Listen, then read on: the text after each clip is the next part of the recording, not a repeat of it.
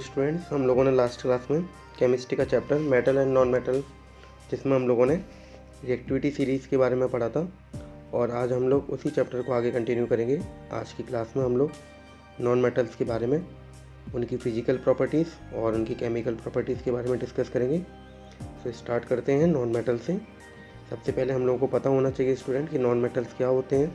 इनके बारे में एक छोटी डेफिनेशन दे रखी है, पहले उसे समझते हैं। Those elements which form negative ions by gaining electrons are called as non-metals. Example है carbon, iodine, sulphur, oxygen, hydrogen etcetera. यानी कि नॉन मेटल हम उन एलिमेंट को बोलते हैं जो नेगेटिव आयन फॉर्म करते हैं और इलेक्ट्रॉन गेन करते हैं, इलेक्ट्रॉन रिसीव करते हैं दूसरे अदर किसी एलिमेंट से, उन्हीं को हम नॉन मेटल्स बोलते हैं। यानी कि अपना ऑक्टेट कंप्लीट करने के लिए इलेक्ट्रॉन लेते हैं और अपने ऊपर नेगेटिव चार्ज ऑक्यूपाई करते हैं। ऐसे एलिमेंट्स को हम लोग नॉन मेटल्स बोलते हैं। एग्जाम्पल दे रखे हैं जो मैंने अभी आपको बताया, जैसे carbon, iodine, sulphur, oxygen, hydrogen और भी एलिमेंट्स हैं जो नॉन मेटल की कैटेगरी में आते हैं। नेक्स्ट हम बात करेंगे student physical properties of non metals. First है neither malleable not ductile except diamond. मैंने आपको लास्ट क्लास में मेलेबल और डक्टाइल का मतलब बताया था। मेलेबिलिटी का मतलब होता है ऐसे एलिमेंट जिनको हम थिन शीट्स में कन्वर्ट कर सकते हैं, और डक्टाइल का मतलब होता है जिनको हम थिन वायर्स में कन्वर्ट कर सकते हैं। तो वो ये जो प्रॉपर्टी है मेलेबिलिटी वाली या डक्टिलिटी वाली प्रॉपर्टी, वो आपको यहाँ देखने को नहीं मिलेगी। हाँ, ये जो एलिमेंट होते हैं वो ब्रिटेल होते हैं, जैसा कि अगले पॉइंट में आप लोग देख रहे हैं।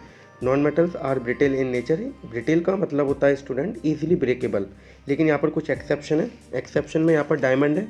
डायमंड आप लोगों को पता होना चाहिए हार्डेस्ट नोन नेचुरल सब्सटेंस है। नेचर का सबसे ज़्यादा हार्डेस्ट जो सब्सटेंस है वो है डायमंड, तो यहाँ पर वो एक्सेप्शन है इसका।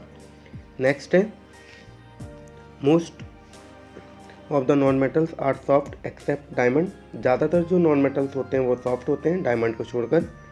नेक्स्ट है non metal do not have lustre that is shining surface except diamond, graphite and iodine. मैंने आपको लास्ट क्लास में जब मेटल्स की फिजिकल प्रॉपर्टीज़ बताई थी तो मैंने वहाँ पर आपको लस्टर के बारे में पढ़ाया था। लस्टर का मतलब होता है जो शाइनिंग प्रॉपर्टी होती है। तो जो नॉन मेटल्स होते हैं यहाँ पर शाइनिंग जो प्रॉपर्टी है, जो लस्टर वाली जो प्रॉपर्टी है, वो यहाँ देखने को नहीं मिलती है। लेकिन कुछ एक्सेप्शंस हैं जिनमें ये लस्टर वाली प्रॉपर्टी हमें देखने को मिलती है, जैसे डायमंड, इसके पास अपनी खुद की नेचुरल ब्रिलियंस होती है। इसके अलावा ग्रेफाइट भी है, आयोडीन भी है, इसके एक्सेप्शन है। नेक्स्ट है non metals are generally poor conductor of heat and electricity except graphite. जो नॉन मेटल्स होते हैं ये पुअर कंडक्टर होते हैं हीट और इलेक्ट्रिसिटी के, लेकिन ग्रेफाइट को छोड़कर। नेक्स्ट है generally non metals have low melting and boiling point accept boron, silicon and carbon के कुछ जो कंपाउंड है उनके मेल्टिंग पॉइंट या बॉइलिंग पॉइंट कुछ हाई हमें देखने को मिलते हैं। बाकी के जो नॉर्मली जो नॉन मेटल्स के जो कंपाउंड होते हैं उनके मेल्टिंग और बॉइलिंग पॉइंट दोनों ही लो होते हैं। तो ये थी student physical properties of non metals. अब हम बात करेंगे, नेक्स्ट है हमारा chemical properties of non metals, जिसमें फर्स्ट जो रिएक्शन हमारी रिएक्शन विद एयर और ऑक्सीजन। यानी कि यहाँ पर जो नॉन मेटल है हम उसे एयर या ऑक्सीजन के साथ रिएक्ट कराएंगे। तो आप लोग थोड़ा सा रिकॉल करें स्टूडेंट, मैंने आपको मेटल्स में भी पढ़ाया था केमिकल प्रॉपर्टीज़ में फर्स्ट रिएक्शन हमारी यही थी। वहाँ पर मेटल्स एयर या ऑक्सीजन के साथ रिएक्ट कर रहे थे, तो वहाँ जो आपको ऑक्साइड मिल रही थी वो बेसिक नेचर की मिल रही थी, और जब हम वाटर में उन्हें सॉल्युबल कराते हैं तो वाटर सॉल्युबल बेस हमें मिलता है या अल्कलाइन नेचर का कोई बेस हमें मिलता है। सिमिलरली जब यहाँ पर नॉन मेटल ऑक्सीजन के साथ रिएक्ट करते हैं तो यहाँ पर जो ऑक्साइड आपको देखने को मिलेंगी वो एसिडिक ऑक्साइड देखने को मिलेगी, या यहाँ पर एक और टाइप का जो ऑक्साइड है वो न्यूट्रल ऑक्साइड भी आपको देखने को मिल सकता है। एसिडिक ऑक्साइड को जब हम वाटर में डिसॉल्व करते हैं तो हमें एक वीक एसिड देखने को मिलेगा। जैसे कार्बन है, कार्बन जब ऑक्सीजन के साथ रिएक्ट कर रहा है, और ऑक्सीजन यहाँ पर स्टूडेंट आपको पता होना चाहिए दो कंडीशन है। एक कंडीशन में हमने सफिशिएंट अमाउंट दिखाया है और दूसरी कंडीशन में हम लोगों ने इनसफिशिएंट अमाउंट दिखाया है। तो जब carbon sufficient amount of oxygen के साथ रिएक्ट करेगा तो उस केस में कार्बन डाइऑक्साइड बनेगा और ये एसिडिक नेचर की ऑक्साइड होगी। वहीं अगर हम बात करें कि कार्बन जब ये ऑक्सीजन इनसफिशिएंट अमाउंट के साथ रिएक्ट करेगा तो उस केस में आपको कार्बन मोनोऑक्साइड मिलेगा, जो कि एक न्यूट्रल ऑक्साइड की कैटेगरी का है। नेक्स्ट है रिएक्शन विद वाटर। जो नॉन मेटल्स हैं वो वाटर के साथ रिएक्ट नहीं करते हैं, क्योंकि जो नॉन मेटल्स होते हैं वो कभी भी इलेक्ट्रॉन डोनेट करने का काम नहीं करते हैं, इलेक्ट्रॉन गेन करने का काम करते हैं, और ये हाइड्रोजन आयन को सेपरेट आउट कर ही नहीं पाते हैं हाइड्रोजन गैस के फॉर्म में, क्योंकि हाइड्रोजन को सेपरेट आउट करना, हाइड्रोजन आयन को अगर आपको रिमूव करना है तो वहाँ पर कोई इलेक्ट्रॉन डोनेटर्स होने चाहिए। लेकिन अभी मैंने आपको पढ़ाया कि जो नॉन मेटल्स होते हैं वो इलेक्ट्रॉन डोनेटर्स नहीं होते हैं, ये इलेक्ट्रॉन गेनर्स होते हैं, तो ये रिएक्शन यहाँ पर पॉसिबल नहीं है। दे रखा है इसमें, non metals do not react with water और steam to evolve hydrogen gas. This is because non-metal cannot give electron to hydrogen in water. Therefore, hydrogen gas cannot be released. Next है reaction with acid. Similar again जो मैंने आपको reason अभी बताया था वही reason यहाँ पर फिर से कि जो नॉन मेटल्स हैं वो एसिड के साथ रिएक्ट नहीं करते हैं, क्योंकि हाइड्रोजन को डिस्प्लेस इन्हें करना है, वहाँ पर कोई इलेक्ट्रॉन डोनेटर्स होने चाहिए, लेकिन जो नॉन मेटल्स हैं वो इलेक्ट्रॉन गेनर्स होते हैं, तो यहाँ पर भी रिएक्शन पॉसिबल नहीं होगी। दे रखा है, non-metals do not react with dilute acid to release hydrogen gas. The reason is that its non-metal is electron acceptor. It cannot supply electron to the H positive ions of acid to reduce them as hydrogen gas. But on heating with concentrated acid, these form oxide or salt. अगर हम लोग इनके जो acids हैं वो concentrated acid अगर लें तो उस केस में हमें ऑक्साइड और सॉल्ट देखने को मिल सकता है, जैसा कि रिएक्शन आप लोग नीचे देख पा रहे हैं। इस वाले केस में हम लोग सल्फर को सल्फ्यूरिक एसिड के साथ रिएक्ट कर रहे हैं और कंसनट्रेटेड फॉर्म में, तो यहाँ पर सल्फर डाइऑक्साइड और वाटर मिल रहा है। नेक्स्ट अगली रिएक्शन में सल्फर है, नाइट्रिक एसिड के साथ हीट कर रहे हैं हम लोग, रिएक्ट करवा रहे हैं, तो सल्फ्यूरिक एसिड, इसके अलावा नाइट्रोजन डाइऑक्साइड और इसके अलावा आपको वाटर मॉलिक्यूल फॉर्म हो रहे हैं। नेक्स्ट है displacement reaction. Non metals also show displacement reaction like metals, जैसे कि मेटल्स डिस्प्लेसमेंट रिएक्शन शो करते हैं, सिमिलरली नॉन मेटल्स भी शो करते हैं। यहाँ पर भी रिएक्टिविटी सीरीज के अकॉर्डिंग डिस्प्लेस होगा। जैसे हम लोगों ने मेटल्स की रिएक्टिविटी सीरीज़ पढ़ी है, ऐसे ही नॉन मेटल्स की होती है, फ्लोरीन, क्लोरीन, ब्रोमीन और आयोडीन। जैसे जैसे हम नीचे की तरफ आते हैं तो इनकी जो रिएक्टिविटी है वो कम होती जाती है। तो क्लोरीन और ब्रोमीन में से अगर हम कंपेयर करेंगे तो क्लोरीन ज़्यादा रिएक्टिव है, ब्रोमीन लेस रिएक्टिव है।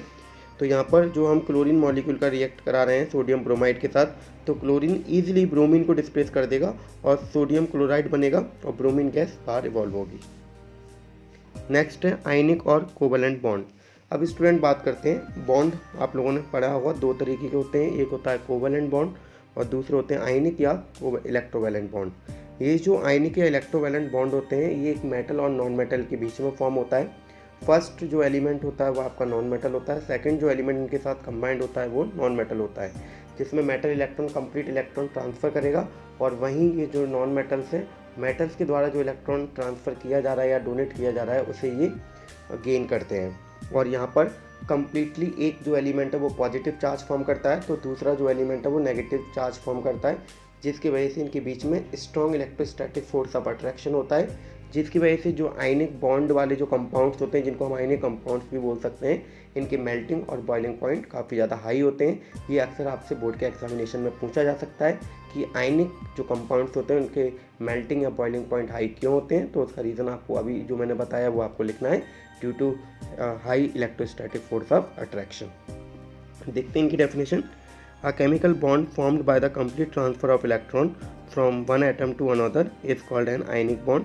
Such compound are known as ionic compound.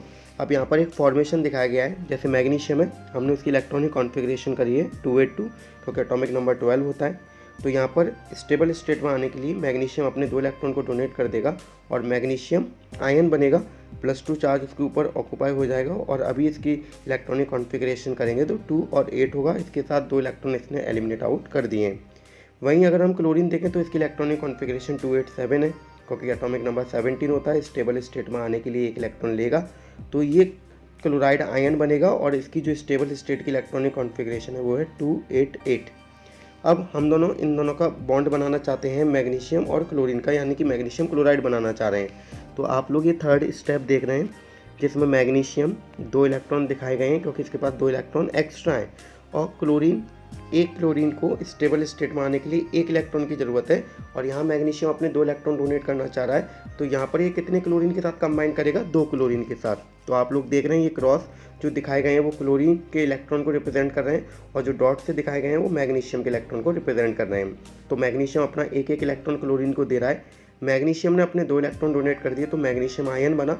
और वहीं क्लोरीन के 2 मॉलिक्यूल हैं, क्लोरीन के 2 एटम हैं, और एक एक क्लोरीन एक एक इलेक्ट्रॉन ले रहे हैं, तो -1 ऊपर चार्ज दिखाया जा रहा है। और फाइनली जो हमें कंपाउंड मिलेगा वो मैग्नीशियम क्लोराइड बनेगा, जैसा कि आप लोग देख रहे हैं MgCl2। इस तरीके के फॉर्मेशन आपके सिलेबस में और भी हैं जो आप लोग अपने घर पे ट्राई कर सकते हैं, जैसे सोडियम क्लोराइड, एल्यूमिनियम क्लोराइड। इस तरीके की कंपाउंड है जो आप लोग इजीली प्रिपेयर कर सकते हैं।